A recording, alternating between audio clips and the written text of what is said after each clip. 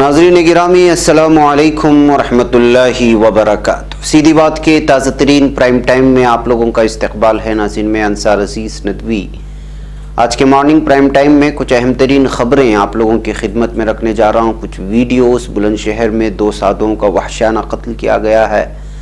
अब देखते हैं कि क्या मीडिया योगी से इस्तीफ़ा मांगेगा। इसके अलावा जैसे पालघर के मामले में महाराष्ट्र हुकूमत को आड़े हाथों लिया था मीडिया वालों ने, उसके अलावा भी बहुत सारी खबरें आ रहे हैं। फ्रांस में हलाकतों की तादाद लगातार इजाफा होता जा रहा है। ब्राज़ील की भी कुछ ऐसी ही खबरें हैं। यूपी के बीजेपी एमएलए ने कहा कि मुसलमानों से जो सब्ज़ी बेचते हैं उनसे सब्ज़ी ना खरीदें। इसके अलावा बिहार से खबर आ रही है कि जिन लोगों ने भगवा झंडे बांटने की कोशिश की थी दुकानों में, उन मेंबरों के खिलाफ जो कि बजरंग दल के मेंबरान थे उनके खिलाफ मामला दर्ज कर लिया गया है। एक मस्जिद में नौजवानों की जानिब से हिंदुत्व जो मकामी होते हैं उनकी जानिब से जो है हमला करने की और कुरान पाक वगैरह को जो है नुकसान पहुंचाने की खबरें आ रही हैं, वीडियो वायरल हो रही है, वो भी आप लोगों के सामने रखा जाएगा। उससे पहले आप लोगों से दरख्वास्त है कि जिन लोगों ने हमारे चैनल को सब्सक्राइब नहीं किया कर लें, हमारी इन वीडियोस को दूसरों तक पहुंचाने में हमारी मदद करें। इसके अलावा जो नए अफराद सीधी बात से जुड़ते जा रहे हैं, बल्कि बड़ी तादाद में जुड़ रहे हैं, उनसे दरख्वास्त है कि आप अपने मुल्हिका लोगों के लिए, रिश्तेदारों के लिए, गली कूचे और अपने मोहल्ले वालों के साथ साथ दोस्तों अहबाब में ज़रूर इस चैनल की तशहीर करें, उन लोगों को जोड़ें। और इसके अलावा जो आप लोगों से बारहा यह अपील की जाती रही है कि इदारे को मजबूत करें, हर एतबार से उसकी तफसीलात यहाँ नीचे हैं पट्टे में, आप जो है उसके सिलसिले में संजीदगी से ले सकते हैं। बहरकैफ नाज़रीन, आइए सबसे पहले मैं एक वीडियो इस वक्त बताता हूँ। इस वीडियो में एक मस्जिद पर हमला किए जाने की खबरें की जा रही हैं। इसमें ये मस्जिद का वो मंज़र है जिसमें कुरान वगैरह फेंक दिए गए हैं और फिर जो है देखिए ये क्या हालत बना हुआ है। इसी में एक शख्स क्या हुआ, किस इलाके की है, क्या है, मुझे पता नहीं चला है। अलबत्ता एक सीधी बात की नाज़िर ने मुझे इसको पर्सनली पेश किया कि देखिए क्या हो रहा है। देखें आपके इलाके का मुमकिन हो सकता है अगर तो जो है इसको केस दर्ज कराएं। मैं आवाज़ के साथ इसको आपके सामने रख रहा हूं ताकि आप लोग जो है देखें कि किस तरह वहां के मकामी लोग जो है लगातार मस्जिद में जिनको इजाज़त है 1 से 2 अफराद या 3 अफराद नमाज़ पढ़ सकते हों, लेकिन उस पर एतराज़ जताते हुए लोगों ने मस्जिद में तोड़फोड़ की, उनको मारा पीटा और जो है बहुत सारा करने। आप आवाज़ के साथ इसको सुने, उसके बाद आपको अंदाज़ा लगेगा कि किस इलाके का है और मुतल्लिक़ा लोग जो भी हैं वो मकामी पुलिस थाने में शिकायत दर्ज करवाएं।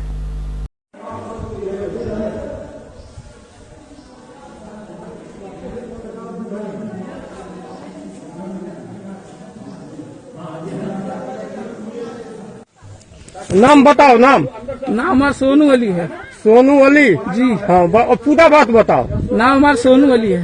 पूरा चीज बताओ, क्या हुआ है यहाँ। यहाँ हुआ है, पहली बात तो जो है कि यहाँ जो है परमिशन दिए थे एसओ साहब कि अजान बोल सकते हैं, 3 आदमी जो है नमाज पढ़ सकते हैं, उससे ज्यादा नहीं। तो 2 आदमी आए हैं नमाज पढ़ने के लिए। अजान जैसे ही बोले, अजान खत्म होते ही वो लोग 5-6 लोग पहले आए हैं। उसके बाद आकर के यहाँ जो है मस्जिद पर बवाल किए, फिर मैंने गेट बंद कर दिया। 5-6 लोगों का नाम क्या है? दीपक सिंह है, हाँ? राजन सिंह है, हाँ? और उसके बाद में जय सिंह है, हाँ? बंटी सिंह है, हाँ? बाणा सिंह है, हाँ? और ये अदलती के लड़के भोला सिंह है, और सरवन के लड़के 2 लोग हैं। अच्छा, जिनका नाम मुझे पता नहीं है। हाँ। ये लोग आए हैं। उसके बाद में जब मैं गेट बंद किया हूँ, उसके बाद ये लोग जो है बाहर से कूद के आए, गेट खोले हैं, पूछे कौन गेट बंद किया है। उसके बाद में बोले हैं हम ही बंद किए हैं। उसके बाद यहाँ पर आके सब लोग जो है हमको मारने की, गरियाने की धमकी दिए, सबको गाली बके, उसके बाद चले गए। फिर बाणा सिंह जो है सबको लेकर के आए हैं और उसके बाद में ये लोग मारना चालू किए हमको। फिर हमारे बाप अजमत अली, उन्होंने जो है हटाने की कोशिश की है, बचाने की कोशिश की। उसके बाद सब लोग मिलके उनको मारे हैं, ईंट से मारे हैं, पत्थर से मारे हैं, मुक्के घूसे से मारे हैं। उसके बाद में मारने के बाद यहाँ पे जो है हमारे पापा का सर फट गया 2 जगह और प्लस जो पैर में फ्रैक्चर हो गया। अच्छा जी ठीक। नाज़रीन आइए आज के हंगामा ख़ैज़ खबर पर नज़र करते हैं। हंगामा ख़ैज़ खबर बुलंदशहर से आ रही है। आपको मालूम होना चाहिए कि कुछ दिन कबल पालघर में जो मॉब लिंचिंग हुई थी उसमें 2 साधुओं को और उनके एक ड्राइवर को कत्ल कर दिया गया था। ये मामला इस कदर आगे बढ़ा कि जो है पूरे महाराष्ट्र हुकूमत को निशाने पर लिया गया। उद्धव ठाकरे को जो वहाँ की सीएम उनको निशाने पर लिया गया, कांग्रेस को निशाने पर लिया गया। फिर उसके बाद ये पूरा का पूरा मामला मुसलमानों पर डालने की कोशिश की गई। 100 से ज़ायद अफराद को गिरफ्तार किया गया। उसमें 2 अफराद का ताल्लुक अहम तरीन बीजेपी के लीडरान कहे जाते थे। और भी बहुत सारी चीज़ें सामने आई जिसको लेकर के मीडिया ने हमेशा से ये सवाल करता रहा कि जो है एक हिंदुओं के खिलाफ साजिशें रची जा रही हैं। और उसी बात को लेकर के जो है अर्नब गोस्वामी का कल 12 घंटे तक जो है पुलिस थाने में उनको जो है पूछताछ भी हुई और सारी खबरें आप लोगों के सामने हैं। उसको लेकर के इस वक्त सोशल मीडिया में एक हंगामा मचा हुआ है। इस दरमियान में बुलंदशहर से खबर आ जाती है, पालघर में 2 साधुओं को मॉब लिंचिंग के जरिए से 100 से ज़ायद अफराद ने मारा था। वो वीडियो हमने लाया था। आज बुलंदशहर में 2 साधुओं की जो है बहुत ही भयानक अंदाज में लाशें मिली हैं, जिनको तलवार और चाकू से काट दिया गया है। लॉकडाउन के दरमियान यूपी में जो जराइम में इजाफा हो रहा है वो तो काबिल तशवीश है ही, लेकिन अब सवाल ये है कि जिन 2 साधुओं को मारा गया है, बताया जा रहा है कि कुछ लोग जो वहाँ के मुरारी जिसका नाम बताया जा रहा है, जिनको गिरफ्तार कर लिया गया है इस वक्त, उनको मारने के, साधुओं पर हमला करने के इल्ज़ाम में उन्होंने उन पर इल्ज़ाम लगाया है कि साधुओं का चिमटा जो खास तौर पे उनका एक चीज़ होता है वो लेकर चले गए थे। उसी को लेकर के साधुओं ने इतराज़ जताया था और उसके बाद ये हुआ और उस पर जो है इन लोगों ने कत्ल कर दिया। अब जाहिर सी बात है कि सामने जो चीज़ नज़र आ रही है वो ये है कि आपसी झगड़े थे, साधुओं ने इतराज़ किया, उसके बदले में इन्होंने जान से मार दिया। जिस तरह पालघर को लेकर के मामला पेश आया, मीडिया अब यहाँ सवाल नहीं करेगा, साफ तौर पे सवाल नहीं करेगा। इस खबर को 2-3 मिनट के लिए चलाएगा, ख़त्म कर देगा। क्यों? वजह एक तो ये है कि यूपी में बीजेपी की हुकूमत है, कांग्रेस नहीं है। और दूसरी बात है कि पुलिस ने उन्हीं के साथ जो शख्स है उसको गिरफ्तार कर लिया है। सारी बातें सामने आ चुकी हैं, मुसलमानों पर भी इसका इल्ज़ाम डाल नहीं सकते। और मीडिया इस बात को लेकर के जो है छुपाता रहेगा और कभी योगी सीएम से जो है इस बात को जो है मुतालबा नहीं करेगा कि आपके यहाँ पर इस तरह साधुओं पर नाइंसाफ़ी हो रही है, मखसूस धर्म के लोगों पर नाइंसाफ़ी हो रही है, आप जो है इस्तीफ़ा दे दें, यहाँ पर जंगल राज है। जिस तरह दूगर जब भी जो यहाँ कांग्रेस की या समाजवादी पार्टी की किसी भी पार्टी की अगर हुकूमत होती तो मीडिया एक भी कत्ल, एक भी रेप का अगर केस कहीं से वहाँ से आ जाता तो सबसे पहले उसके अखबारों की सुर्खियाँ होती कि यूपी में जंगल राज। बिहार में जब लालू प्रसाद यादव और उनके हवारियों का कोई भी अगर ये होता, वहाँ से कोई मामला आता तो बिहार में जंगल राज, और जंगल राज के अलावा और दूसरा कोई हेडिंग में लफ्ज़ भी नज़र नहीं आता था। आज चूंकि बीजेपी की तवस्सु से उनके हिमायत में बिहार में हुकूमत चल रही है और यूपी में तो पूरी बीजेपी की हुकूमत है, तो यहाँ अब जितने भी जराइम, जबकि जराइम का पैराग्राफ बढ़ता ही जा रहा है। आपको बता दें कि अप्रैल माह में सिर्फ यूपी में 15 दिनों के अंदर 100 अफराद का कत्ल हुआ है। ये मैं नहीं कर रहा हूं, प्रियंका गांधी ने बाकायदा इसको ट्वीट किया है। 3 दिन पहले ईटा में पचौरी खानदान के 5 लोगों की लाशें मुश्तबा हालात में पाई गई। कोई नहीं जानता कि उनके साथ क्या हुआ। और आज बुलंदशहर में एक मंदिर में सो रहे 2 साधुओं को बेरहमी से मौत के घाट उतार दिया गया। अब जंगल राज नजर नहीं आता ना यूपी में ना बिहार में, क्योंकि बीजेपी की हुकूमतें हैं और मीडिया उनके फेंके हुए टुकड़ों पर पल रही है। तो जाहिर सी बात है कि यहाँ अल्फाज बदल जाते हैं। अब यहाँ पर थ्योरी खोजने की कोशिश की जाएगी। चिमटा जिसको लेकर के इतराज़ किया गया, जिसको लेकर के झगड़ा हुआ, उस पर 3-3, 4-4 एपिसोड बनाना शुरू कर देंगे और फिर जो है वहीं पर उस मामले को दबा देंगे। ना योगी से, ना उनकी हुकूमत से, ना पुलिस अफसरान से, ना वहाँ की इंतज़ामिया से, ना मकामी लोगों से किसी तरह की पूछताछ नहीं होगी।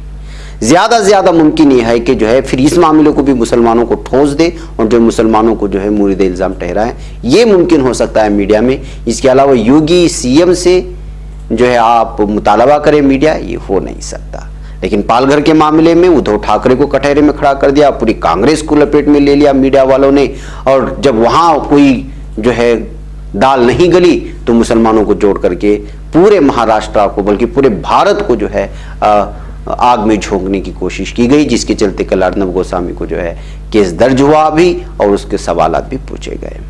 बैकअप नाज़रीन, देखते हैं बुलंदशहर के इस मामले के बाद इस वक्त क्या मीडिया में हंगामे बर्पा होते हैं और किस तरह के तबसरे सामने आते हैं, उस पर बहस होगी। नाज़रीन, कल मैंने आपको एक खबर सुनाया था, बिहार में बिलखुसूस नीतीश कुमार के हल्के में भगवा झंडे लोगों की, मुसलमानों को बाइकआउट किया जा रहा है। बहुत सारी खबरें मैंने रखी थी। आज एक खबर आई है और वो उमेश कुमार राय की है, दी वायर के हवाले से, कि बिहार के वजीर आला नीतीश कुमार के होम डिस्ट्रिक्ट नालंदा के बिहार शरीफ में बाजार में हिंदू दुकानदारों की शनाख्त के लिए उन्हें भगवा झंडे बांटने को लेकर पुलिस ने बजरंग दल के 2 मेंबरों और 5 नामालूम लोगों के खिलाफ FIR दर्ज कर ली है। गुज़िश्ता 20 अप्रैल को बिहार शरीफ के BD और राजू रंजन की तहरीरी शिकायत की बुनियाद पर ये FIR दर्ज की गई थी। शिकायत के मुताबिक BD और राजू रंजन को 18 अप्रैल की दोपहर 12:15 बजे सर्कल अफसर ने इत्तला दी थी कि लहेरी थाना हल्के के भरवापुर चौक के पास हिंदुओं की फल, सब्जी, राशन और दूसरी दुकानों पर बजरंग दल नालंदा के मेंबरों के जरिए भगवा झंडा लगाया जा रहा है।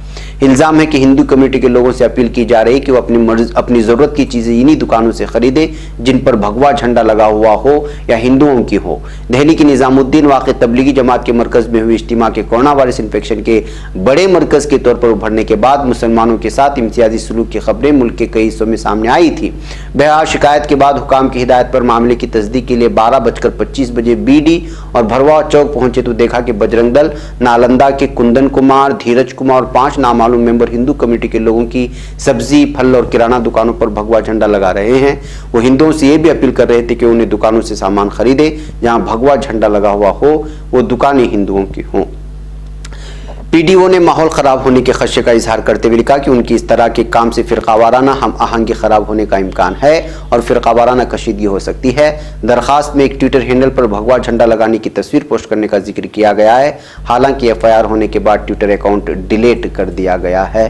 बैकअप नाज़रीन, ये नालंदा शहर में मुसलमानों के साथ बायकॉट होने की मैंने भी ये खबरें बहुत ज़्यादा सुर्खियों में आ रही थी और मैंने पेश भी किया था। अब इन लोगों के खिलाफ बाकायदा केस दर्ज कर लिया गया है। सिर्फ केस दर्ज करना ही नहीं है, वहाँ की पुलिस इंतजामिया को कार्रवाई भी करना चाहिए इस तरह के लोगों के खिलाफ। बैकअप नाज़रीन, आइए एक और खबर की जानिब ले चलता हूँ। ये आप तस्वीर देख रहे हैं, ये तस्वीर है सुरेश तिवारी की, जो कि यूपी में BJP का MLA है। ये बरहज नगर पालिका में, जिसमें बहुत सारे सरकारी अफसरान शामिल थे, उसमें बयान देते हुए कहा है कि मुसलमान जो सब्जी फरोश हैं, जो महल्ले महल्ले जाते हैं या जिनकी दुकानें हैं, वहां पर आप लोग जो है सब्जी ना खरीदें।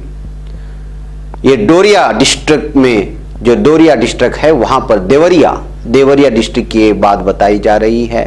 तो नाज़रीन, आप अंदाजा लगा सकते हैं कि ये BJP के ऐसे MLA हैं जो खुद जहर भर रहे हैं लोगों में, कोई भी मौका नहीं छोड़ते। और बरहाज कंस्टिट्यूएंसी से आने वाले ये BJP MLA ने सरकारी अफसरान के सामने खुल्लम खुल्ला मुसलमानों के खिलाफ जो है बयान दिया है। अब इन तमाम हालात में आप सोचिए कि जिनके लीडरान इस तरह हों और सरकारी अफसरान के सामने इस तरह के बयान देते हों और सरकारी मीटिंग में इस तरह के बयान देते हों, तो फिर आप उसका नतीजा क्या जाहिर होगा। वही जो इस वक्त वीडियो देखा आपने मस्जिद को तोड़फोड़ करने की, बाइकआउट करने की, जाफरानी झंडे लगा करके खरीदारी करने की, इन तमाम चीज़ों के बावजूद अगर कोई आवाज़ उठाता है तो आज जो है जो कुछ हो रहा है वो हम लोगों के सामने है।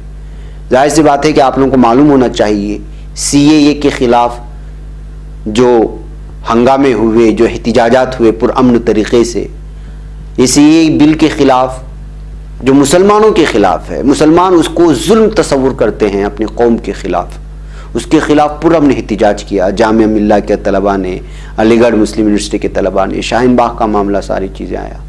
लॉकडाउन की इस दौरान जिन लोगों ने पुरअमन तरीके से CAA का एहतिजाज किया, CAA के खिलाफ, आज उन लोगों को उठा करके जो है जेल में डाला जा रहा है। लॉकडाउन की इस मौक़े में भी कितने तलबा को, अब से 4 से 5 तलबा जिन पर UAPA के एक सख्त कानून लगा करके उन लोगों को जो है दाखिल किया जा रहा है। और दूसरी जानिब नफरत फैलाने वाले, हुआ क्या था, CAA बिल मुसलमानों के खिलाफ, इसके लिए एहतिजाज रास्ते पे आए, नुकसान पूरा मुसलमानों का हो रहा है। फिर उसके बाद क्या हुआ, उसके बाद BJP के MLA, उनके MP सामने आते हैं, शाहीन बाग के खिलाफ, मुसलमानों के खिलाफ गोली मारो का नाम इस्तेमाल करते हैं, उनको अंदर डाल, फिर जो है उसके बाद जो फसादात फूट पड़ते हैं, उसमें मुसलमानों की करोड़ों की खरबों खरब रुपए की प्रॉपर्टी जल जाती है और नुकसान होता है, कई लोगों की जानें चली जाती हैं, हजारों सैकड़ों की तादाद में लोग बेघर हो जाते हैं।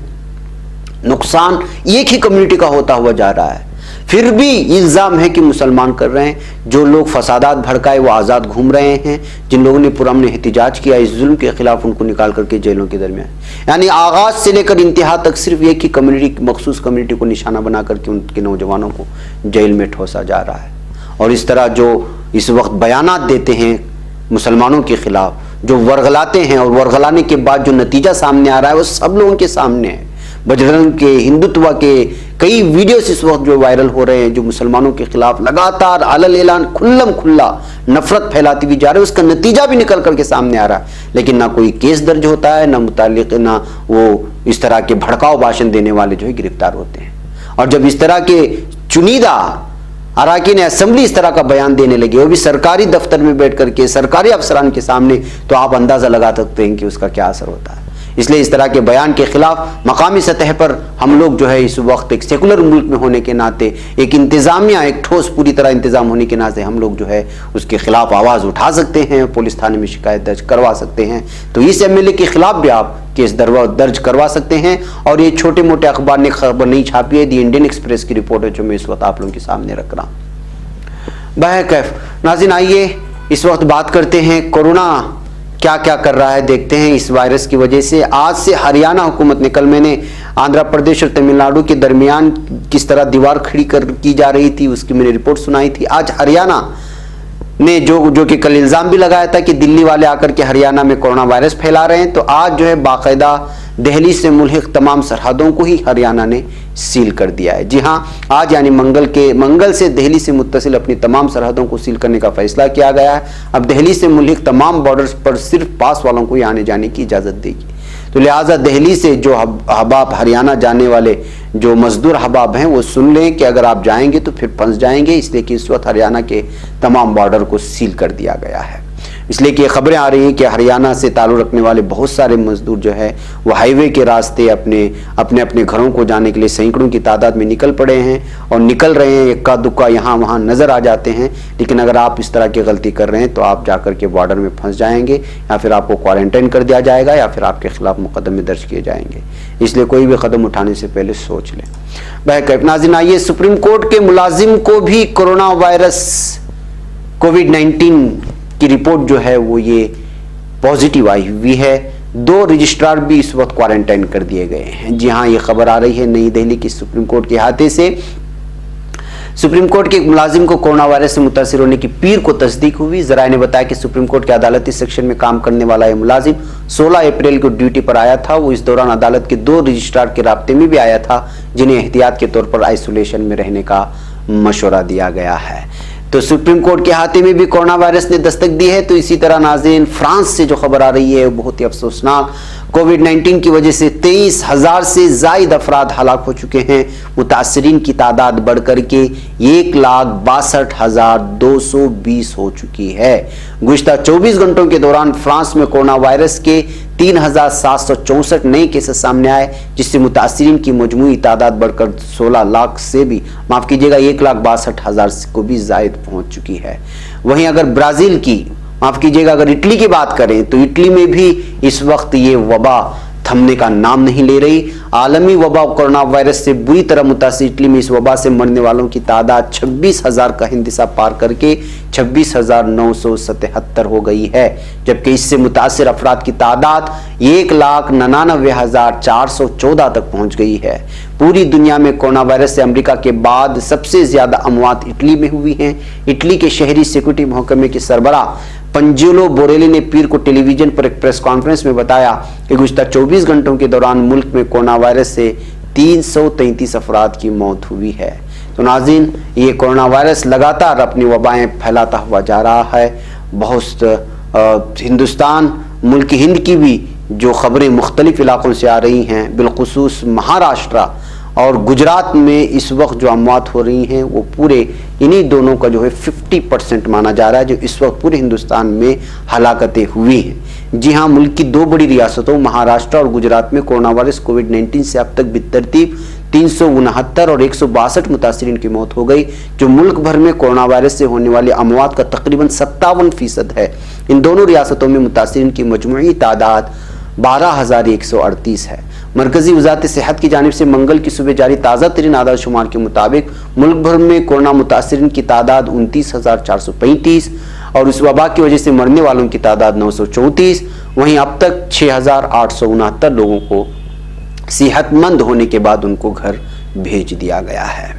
बहरकैफ नाज़रीन, मॉर्निंग प्राइम टाइम में मुझे इजाज़त दे, कुछ और ख़बरें हैं, कुछ वीडियोस इंशाल्लाह मैं इवनिंग प्राइम टाइम में आप लोगों के सामने रख करके उस पर तबसरा करूँगा। तब तक के लिए इजाज़त दें। अस्सलामु अलैकुम रहमतुल्लाहि व बरकातहू।